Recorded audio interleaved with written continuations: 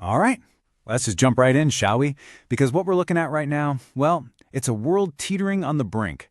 I mean, this is a classic crisis moment if there ever was one.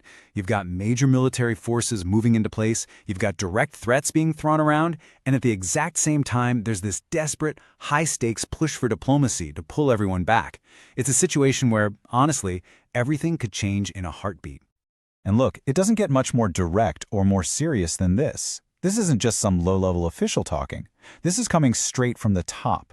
Iran's supreme leader, Ayatollah Ali Khamenei. He's essentially drawing a massive red line in the sand, saying, "You hit us, and this whole region goes up in flames." The stakes really could not be clearer. So, when we say a classic crisis moment, what are we really talking about? Well, it's this incredibly tense dance, right? You've got one side, the US, flexing its military muscle, basically trying to force Iran to the negotiating table. And then you have Iran pushing right back, raising the stakes with its own warnings and its own military drills. It is, and there's really no other way to put it, a high-stakes game of geopolitical chicken. Okay, so let's break down the actual pieces on this chessboard.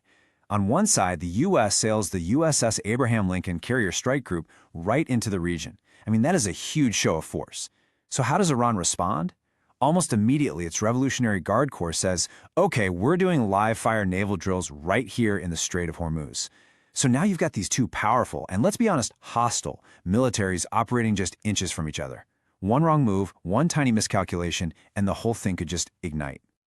And you know, in the middle of all this saber-rattling, there is this glimmer of hope. Talks. Turkey's trying to mediate. But here's the massive sticking point. The one thing that could derail the whole process. The U.S. is saying any deal has to include Iran's ballistic missiles. But from Iran's perspective, absolutely not. No way. Those missiles are their main defense, their primary deterrent in a really tough neighborhood. They don't have a modern air force, so for them, giving up their missiles is a total non-starter.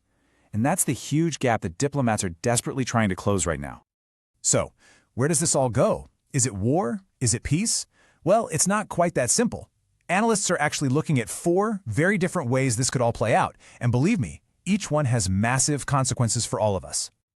All right, let's walk through these 4 potential futures. Path number 1, which frankly is what a lot of people are hoping for, is a so-called thin deal. Think of it as a quick and simple agreement. Just focus on the nuclear stuff, de-escalate, and let everyone pull back from the brink. Path 2 is what you might call a managed standoff. The talks fall apart, but nobody does anything too crazy. We're just stuck in this super tense, simmering stalemate. Path 3, that's the scary one. Negotiations completely collapse, and that triggers limited U.S. strikes on Iranian sites. And finally, Path 4 is the long game. Iran just gives up on the West, pivots hard to Russia and China, and we end up in a new, more rigid kind of Cold War. Now, it's so important to remember that this isn't just happening in a vacuum. The ripples from this standoff in the Gulf are already being felt everywhere, in our wallets, in our economies, and it's even getting tangled up with major elections happening around the globe. What happens in the Middle East definitely does not stay in the Middle East. And if you want to see just how real those ripples are, look no further than the oil markets. The second there was even a whisper of a diplomatic breakthrough, what happened? Oil prices plunged, a full 5%. Brent crude dropped to about $66 a barrel. That tells you just how much anxiety, how much of a geopolitical risk premium is baked into the price of energy right now. The markets are betting on peace, but man, they are on a knife's edge. This kind of uncertainty in the world, it's like throwing gasoline on the fire of already intense elections. Take Japan, for example. They have a snap election coming up. A conflict in the Gulf? That could easily empower the more hawkish politicians who want a more assertive defense policy. Then you look over at Brazil. A US-Iran war could totally change their foreign policy, pushing them even closer to that BRICS alliance with Russia and China. These are the kind of domino effects, the second and third order consequences we really have to be watching for. Okay, so we've looked at the military moves, the diplomatic dance, the global fallout. So what's the bottom line for you? What should you really be keeping an eye on in the next few days? Think of this as your personal dashboard for this crisis. First and foremost, what happens at that US-Iran summit in Turkey? That is everything. Second, keep your eyes on the Strait of Hormuz. Any aggressive military moves there are a huge red flag.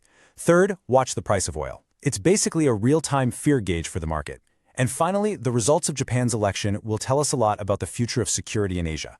But here's the key takeaway, the big thing to remember. At the end of the day, neither side actually wants a full-blown war. And that means that diplomacy, as messy and as difficult as it is still the most likely way out of this.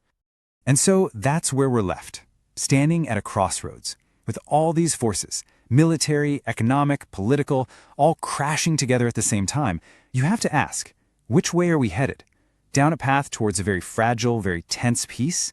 Or will one mistake, one miscalculation, send us spiraling into a much wider, much more devastating war? The choice made in the next few days could really set the course for the rest of this entire year